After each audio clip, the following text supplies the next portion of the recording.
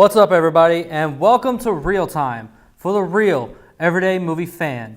I'm Josh Williams, and typically I would have some hosts with me talking about such a big movie, but I'm riding solo, but I'm going to try and give you the best review I can. Today I am giving you a real-time review for Batman vs. Superman: Dawn of Justice. Now, Batman vs. Superman is directed by Zack Snyder, and it stars Henry Cavill, Ben Affleck, Gal Gadot, Jesse Eisenberg, Amy Adams, Jeremy Irons, and Lawrence Fishburne. That's a lot to say. Now, initial reaction for me, I liked it. I just did not love it like I hoped I was wanting to love it. And I will say it is not an amazing movie, but it is still a good movie. So when I'm starting to talk about diving into this movie, it's really, I'm just going to go negatives, positives throughout, because even some of the characters have good and bad things about it. So let's jump right into it. Now, one of the things I'm going to jump right off the bat. Ben Affleck is Batman. He's the best, in my opinion, and I'm probably going to get a lot of crap for this, but he is now, I can say for myself, he is the best Batman or Bruce Wayne we have ever had. I know some people probably screaming at me, probably might even turn off this video, but just his portrayal is more like the Dark Knight Returns Batman. Very brooding, very visceral, very unforgiving. He's a withered veteran of being a superhero. He's just, Ben Affleck's portrayal of that Batman, especially the Batman that we're getting in this movie, is amazing. He looks amazing. When you watch some of the stuff he does in this movie, it has a very horror element to it. Just Ben Affleck's performance also was amazing. He did a great job. Now, some people who are like, oh, I don't like Batman, because I have a friend. I was just talking about this. He's like, oh, I've just never been a Ben Affleck fan. I think this might change his opinion, because he just did an amazing job playing Bruce Wayne, playing the part of Batman, having kind of, even when he's wearing the cape, you can see some of the facial expressions he uses are really good, and it kind of portrays the character very well. But I loved this Batman. This is the Batman I've been wanting since I was a kid, because I loved the Dark Knight Returns, Frank Miller type of Batman. Well, I still love, and I still think that Christian Bale's performance as Batman and Chris Nolan's Batman is amazing. It's just, for me, because of how the suit looks, it's very traditional, very modern looking, and just how brooding he was in this movie, I loved him. And I think Ben Affleck is the standout performer in this entire film. He is definitely the movie, because he stands out so well in it. Now, we're going to take on the flip side, we're going to talk about Gal Gadot. For her, okay, I'll say this. The character Wonder Woman is amazing. How she's kind of, the kind of snippets you get about the character itself, how she acts when she's fighting as being a warrior. You can tell she loves fighting. She's just an amazing warrior. She looks amazing. Gal Gadot looks amazing as Wonder Woman. But her performances, I counted it. She has 16 lines, literally 16. That's it. Half of them are so wooden and painful to listen to, especially when she say a line and right after Ben Affleck will say something or Batman will say something.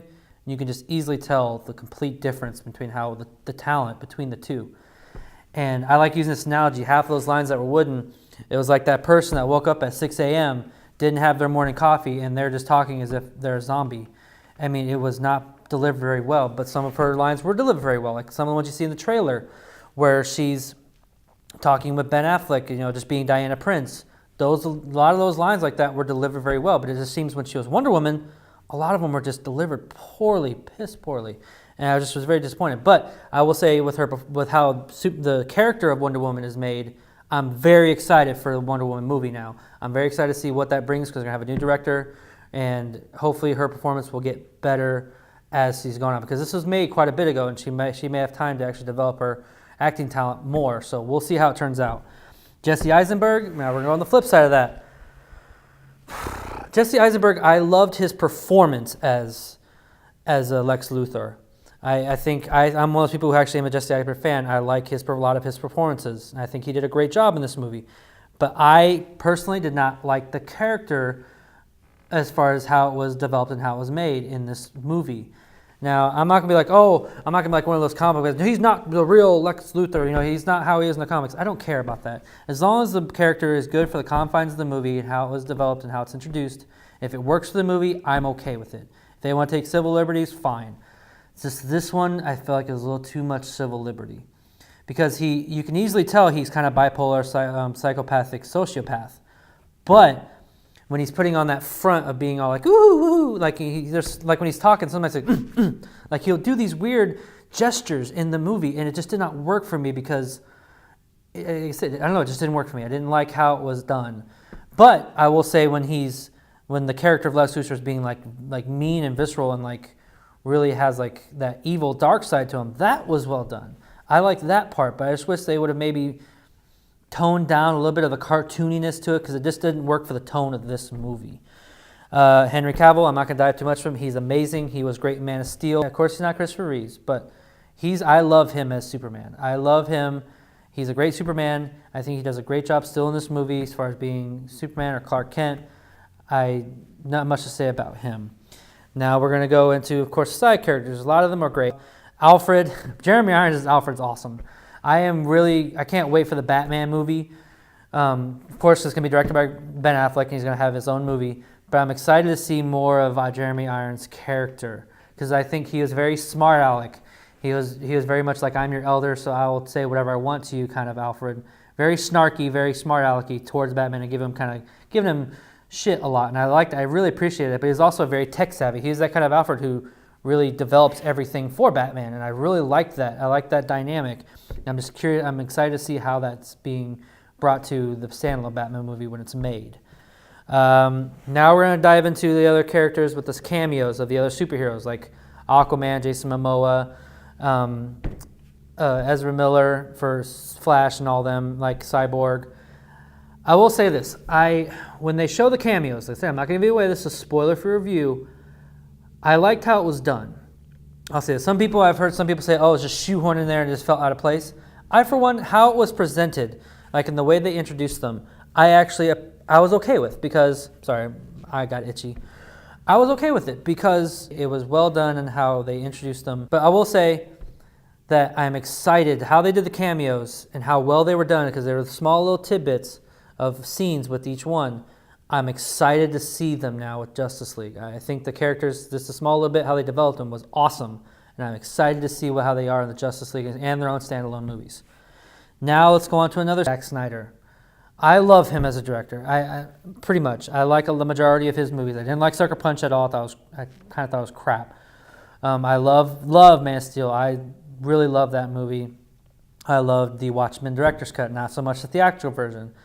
But while Zack Snyder is a visually amazing director, storytelling-wise, he really lacks. Only because in the confines of telling the story, he's trying to tell all these different parts and side stories and side plots that there's not enough time to really make you feel anything for the Batman and Superman fight. Or at the end, of course, we know Doomsday's in it when that fight happens.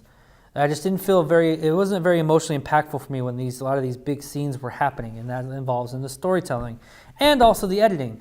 And that's the other thing too. The editing in this movie is really bad.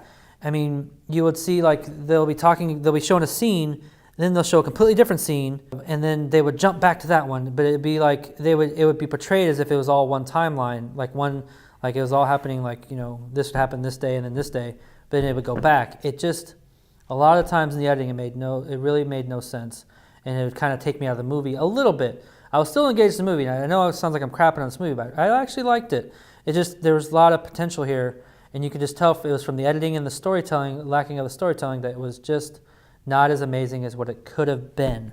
And now, while I will say this movie does not deserve the crap it's getting, it has 30% on Rotten Tomatoes now. I believe that is not accurate. It definitely deserves more than the crap that it's getting. And that's where I'll go into overall. Overall, I mean, like I said, I like the movie. I just didn't love it. The action scenes are amazing. The CG is really, really well done. The cinematography is beautiful.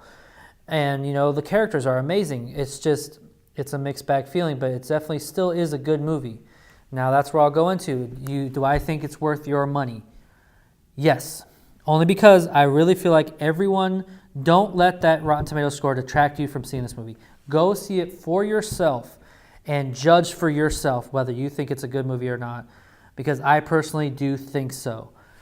Well, it's like I said, it's not a great, but it's good. So go see it for yourself, judge for us, and don't let the critic reviews and everything else, be your voice. Have your own voice and really see this for yourself. So now, out of 10, I'm going to give it a 7.5. And like I said, it was good. It just wasn't great, and it had a lot of so much potential there. That's why I feel like if you gave it in another director's hands, all this amazing potential can be something great. So that'll do our say, folks. Thank you very much for watching. What did you think of this review? Did you like this review? And has it encouraged you to maybe see this movie? If it has, go to your local theaters, see when it's playing, and judge for yourself, please. Also, if you like what you watched, please click the like button below and subscribe to our YouTube channel so you receive more of our content in the future. Thank you very much for watching. And until next time, thank you for keeping it real with ReelTime.